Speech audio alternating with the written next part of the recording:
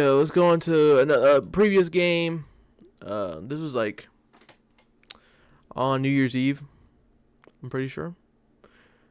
Penn State 31-14. Penn State basically knew that Boise State was going to run the ball. And they kind of shut Genty down, but they kind of didn't. I mean, 30 carries for 104 yards for Genty. And Max Madsen, they basically made him throw the ball.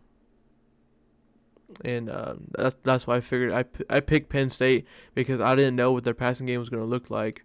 And it was good until you start throwing picks. Madsen, 23 for 35, 304 yards, 1 touchdown, 3 picks. Drew Aller went 13 for 25, 171, 3 touchdowns. They basically just ran it down, and then, goal line, you just throw it in for a touchdown. Katron Allen, 17 carries, 134 yards, and nothing. Penn State rushed for 216, while Boise State rushed for 108 yards. And, yeah. Matt Lauderd, 4 catches, 96 yards for a touchdown for Boise State. And Tyler Warren, the tight end, was leading in catches, 6 catches, 63 yards for 2 touchdowns. Aston Jenny, yeah, he fumbled twice. He lost 1. Yeah, you kind of knew that Penn State was going to shut down the run. And then you knew that they were going to try to stop the run, obviously, and make Boise State pass on them. Which, you're kind of like looking at the numbers. They kind of did pass well. But it's just the turnover margin. Penn State won the turnover margin. And Boise State did have a chance to win, obviously. This is why we want a March Madness style playoffs. Teams like Boise State, they literally had a chance to beat Penn State. Arizona State literally had a chance to beat Texas. This is what we want. There's more parity in college football where all these teams are good. There's not a big difference anymore, besides like a Georgia and like a Boise State. But that's just what happens when you're a different conference and, you have like the number 1 class every year compared to Boise State. Obviously, there's that difference. But the difference is not that significant anymore, and that's what we want in college football. Not everybody besides the SEC, everybody does not want all SEC playoffs. Like, we don't care. We want to see other teams, from the West Coast, like a USC, not UCLA, but USC, an Oregon, a Washington, step up. We like to see a Texas, Oklahoma team step up, teams all around the country besides the SEC. That's what we want to see parity. And we want to see different. We don't really care about one conference just ruining all college football. So that's why I like this playoff, and that's what they're kind of realizing here with this new playoffs, especially this being the first year. Because all the teams that had a first round bye, they lost, which is insane. That is a huge break. Especially Georgia, who came out, they just didn't look good. And it's because, they had their backup quarterback, obviously. They didn't even play their conference championship. So they had, like, a whole extra week or 2, preparing. And not the physicality of football. So I'm very curious how they bring that along and change the seeding, because that is just a long break for those teams to play. That is a very long break, and you saw it here, especially with Georgia and Notre Dame. This is actually the game that I watched from start to finish.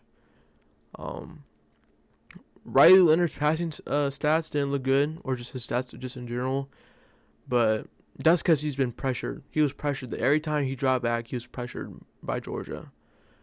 A ferocious defensive line, ferocious linebackers. He didn't really step up until later in the game, where you just move the chains, run, get a first down. 3rd and 5. Okay, I'm going to take it off, and I'm going to jump over somebody to get a first down. And very great game. Very low-scoring game. compared to, this new college football era. I want to see the physicality between teams. I love the environment. The environment was insane. How loud it was. The damn commentators was literally screaming just so you could hear them. That was a great environment. And people in New Orleans, you guys definitely have my prayers. That's a very unfortunate thing to happen. And just you guys are in my prayers. If anybody who's watching has family down there who's been affected by this tragedy situation here, you have my condolences. You have my prayers. Just very, very bad. But I'm glad everybody's safe.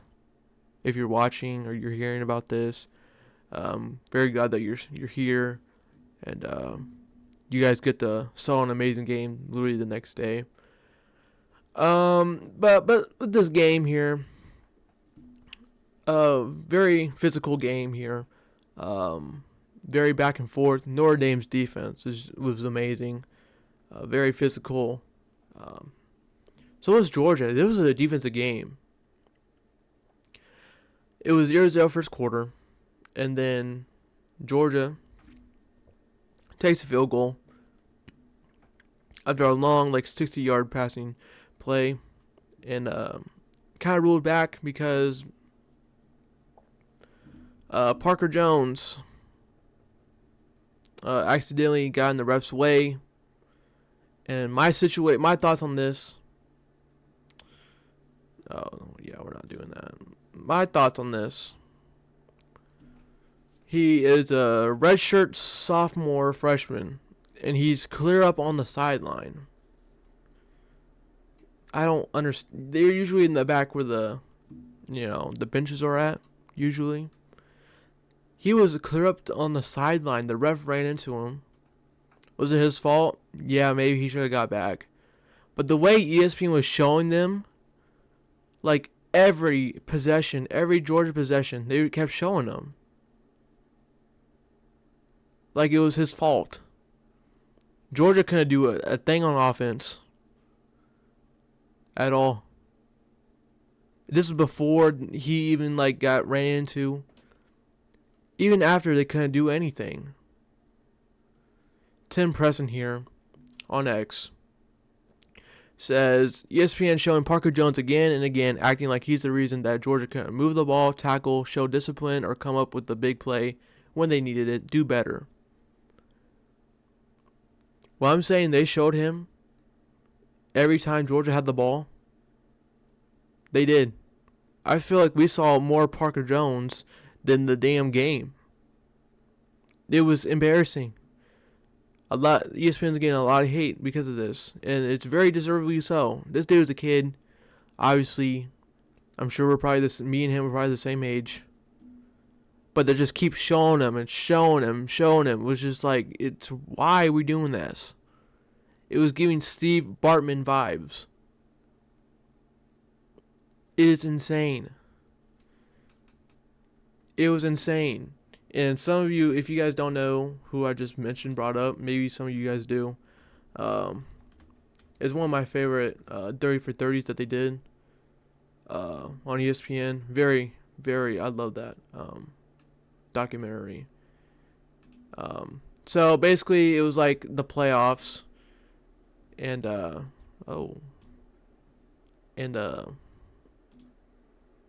basically, who was it? The Cubs hit it. They were playing the Marlins, and a batter for the Cubs hits it. I don't know. It was a batter for the Marlins. He hits it, and it gets into the crowd. Right here, I got a picture. He hits it to the crowd, and Bartman grabs it. He grabs it over the player right here. I don't know his name. I don't really follow baseball, but he has a chance to make a play on it. And Bartman accidentally took it out his play, basically. And the Marlins basically rally. They were down by 2 or 3. They came all the way back, the Marlins, and they scored 6, 7, 8 runs. And the rest of the game, they kept showing him. And the crowd there just kept, they had to escort my man's out. They had to escort him out. Because he was getting threats. People were throwing beers at him, food, trash, all kinds of stuff. That's what it reminded me of. Someone on X said this. But it reminded me of this too. That's what it kind of felt like.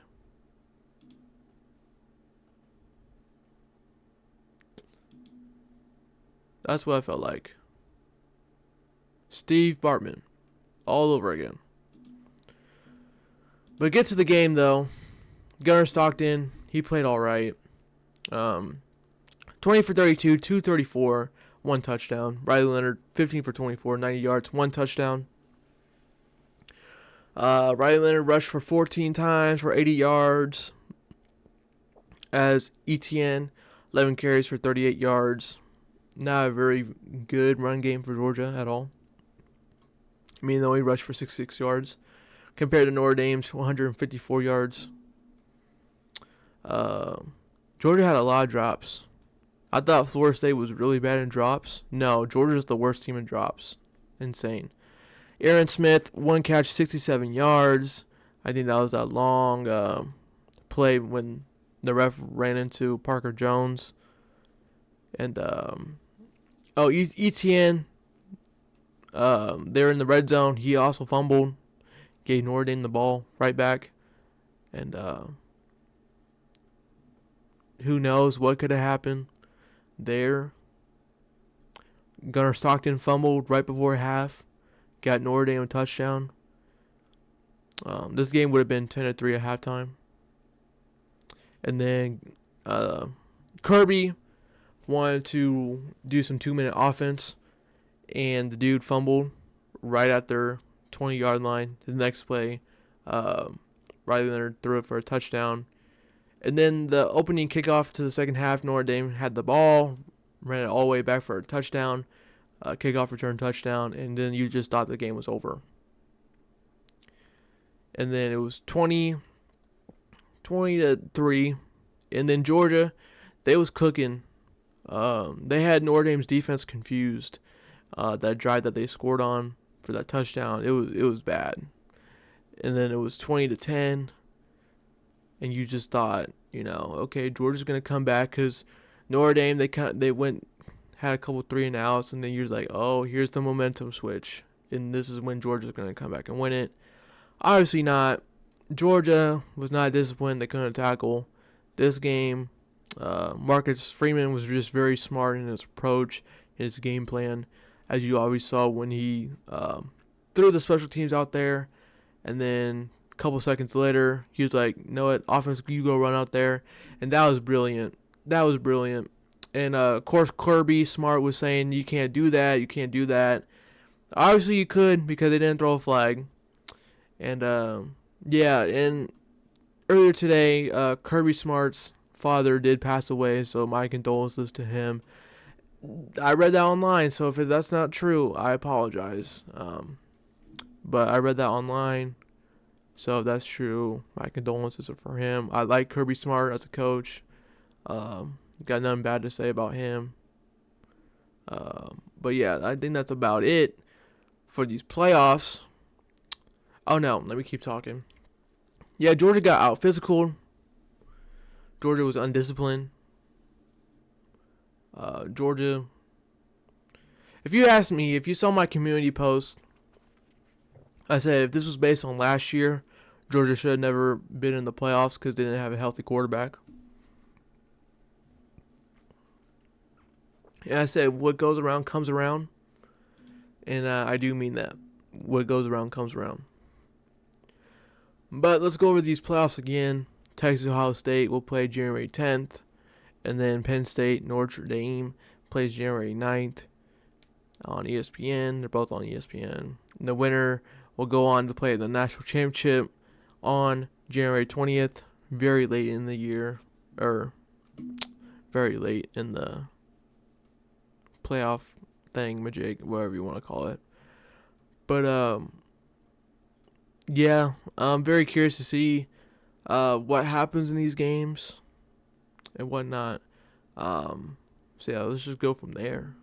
Um, Thank you guys for watching. Um, you know, I have this recorded, so I guess I can just do my thing. I guess. Um, Thank you guys for watching. Please like, share, subscribe, and yeah, peace out.